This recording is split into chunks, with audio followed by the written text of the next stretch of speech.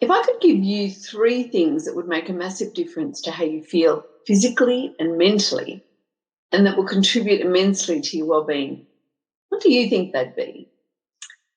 Some of the best well-being practices are the most simple, and they are often habits that we know are good for us, and maybe we think we've heard them so many times that they've become meaningless.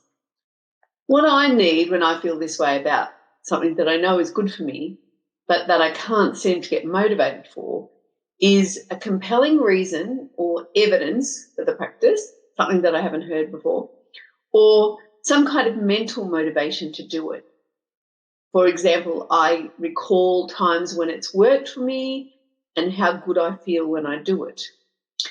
In this video, I'll share with you my 3 best wellbeing practices, the unexpected reasons why these practices are so beneficial to your health, as well as the negative effects on how you'll feel if you don't use them. And I'll give you some tips on how to motivate yourself, how to get inspired and start to implement these often underrated and misunderstood practices in your life. My name's Mari Amaro, and I'm the principal presenter at The Highly Effective Teacher. I'm a teacher, and I've been working with students and supporting teachers for over 30 years, and I'm passionate about teacher wellbeing. I combine research and experience to provide strategies that improve teacher wellbeing, especially practices that take no extra teacher time, that can actually give you back time because you're working more effectively. I love coaching teachers and helping them thrive in the teaching profession, not just surviving. Improved teacher wellbeing means improved student wellbeing, and that contributes to better academic and social outcomes for all our students. If you'd like to learn more about teacher wellbeing, please subscribe to our channel and ring the bell so that you receive notifications of all our videos. And when you subscribe, that helps to support the channel and means that we can keep making these videos to get the information and support out to more teachers. So what are my top tips for your wellbeing? Number 1 is exercise. You knew it. Most of us hit the gym or pound the pavement to improve cardiovascular health, to build muscle, and of course, get the body we want. But what we often fail to understand is that working out can have more positive effects on our mental health than our physical health.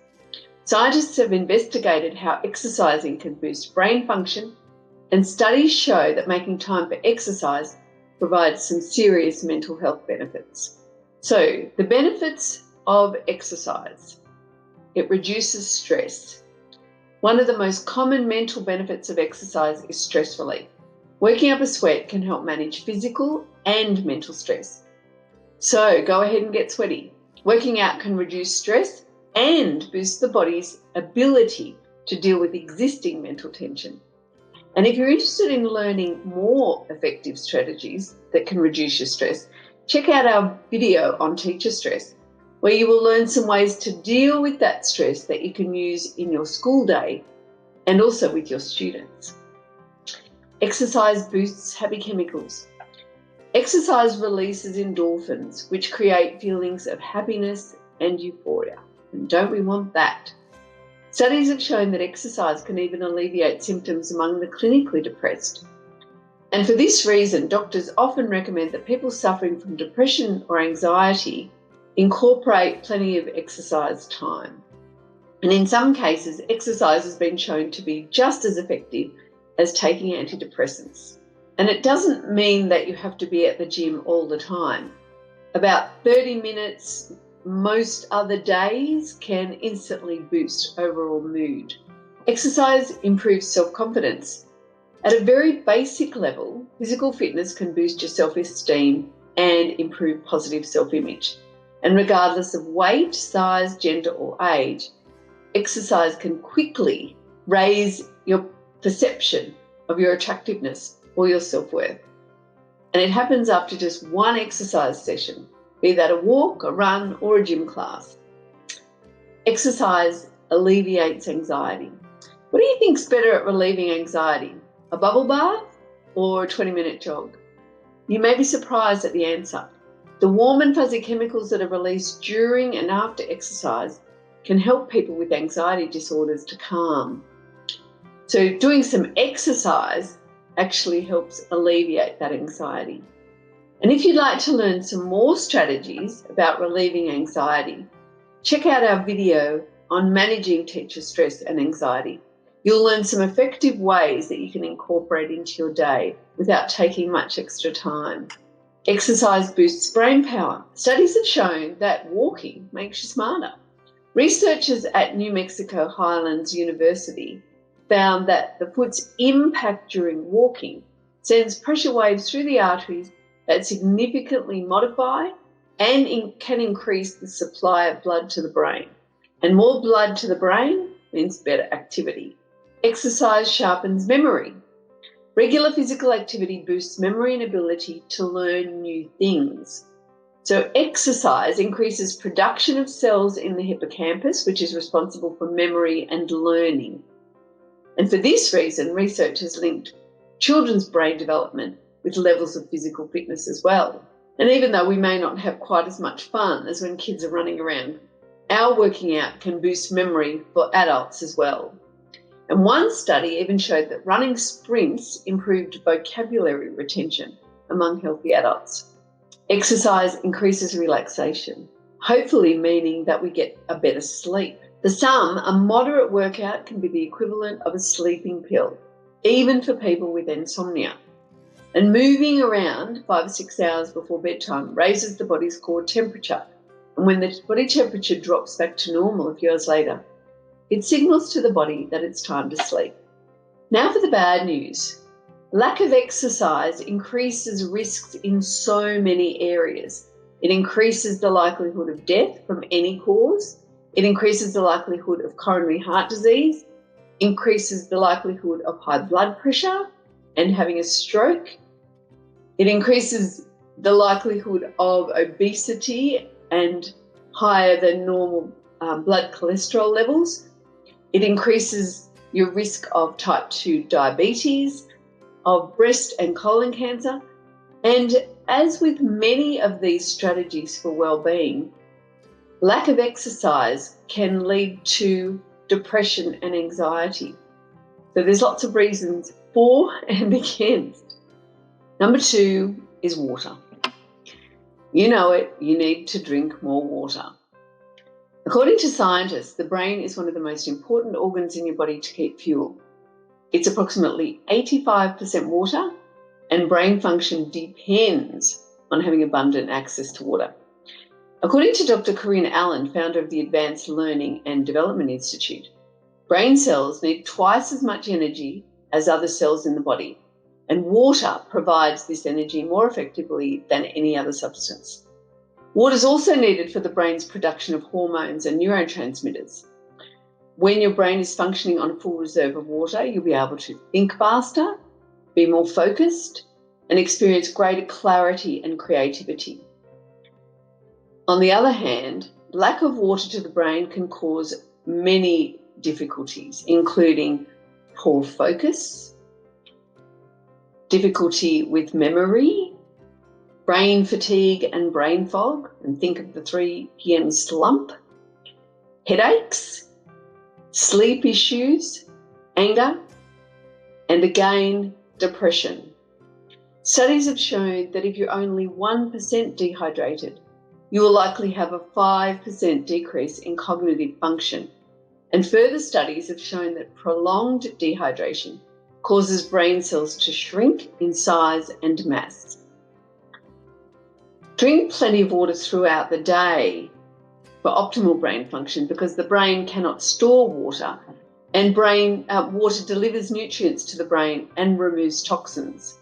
When the brain's fully hydrated, the exchange of nutrients and toxins will be more efficient and ensure better concentration and mental alertness. Dehydration causes your brain to shut down and not run at full speed. One of the most effective tips I've heard is to drink 300 to 400 mils when you wake up in the morning, because when you wake up, you are dehydrated. You've been for at least 8 hours with no water, so you need water straight away. And always keep a bottle of water near you throughout the day, especially if you have a job that requires a lot of mental activity. Drinking water regularly will help to keep your brain fueled, oxygenated, and energized. And a couple of tips I use to keep my interest in drinking water is to add things like lemon juice, lime juice, a piece of lemon, drinking my water warm or hot, like as if it's a cup of tea, then also having it really cold, so that's a difference as well. And then sometimes drinking fizzy water instead of plain water. And the third tip is use music. Have music around you. Listen to music. Johns Hopkins Institute says that if you want to firm up your body, head to the gym. If you want to exercise your brain, listen to music. I find that when I haven't been listening to music regularly, my motivation and mood are affected negatively, and I feel more down and not as able to cope with stress.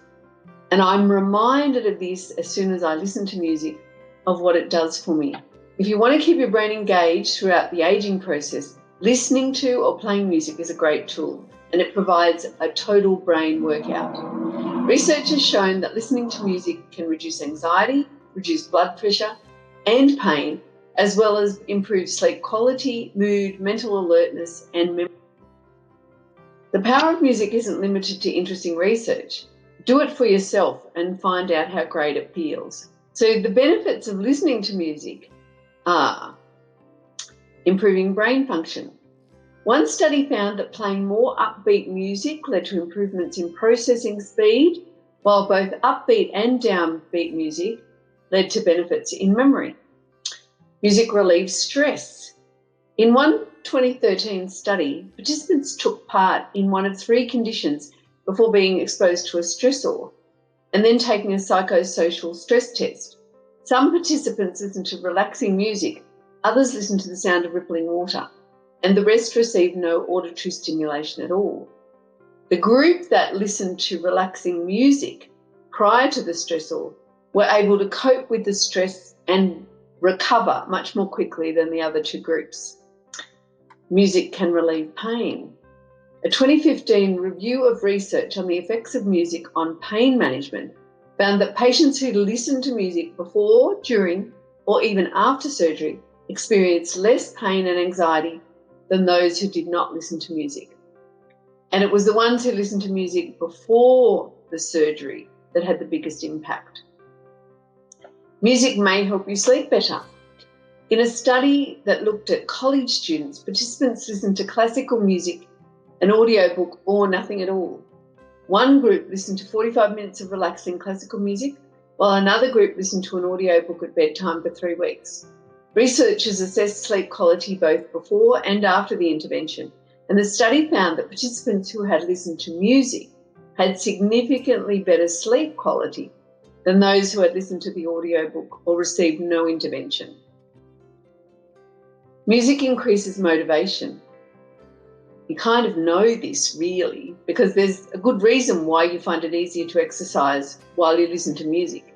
Researchers have found that listening to fast-paced music motivates people to work out harder, and I can attest to that.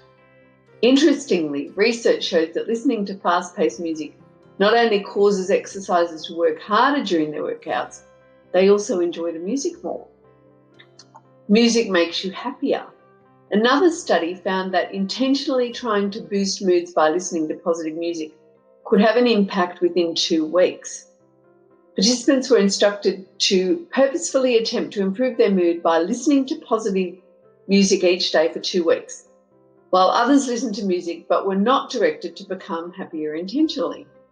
When participants were later asked to describe their levels of happiness, those who had intentionally tried to improve their moods reported feeling happier after such a short time. And what I would say is I feel better after listening to one song that I really love, particularly if I sing and dance at the same time. Just me. Thanks for watching. Stay safe and happy teaching.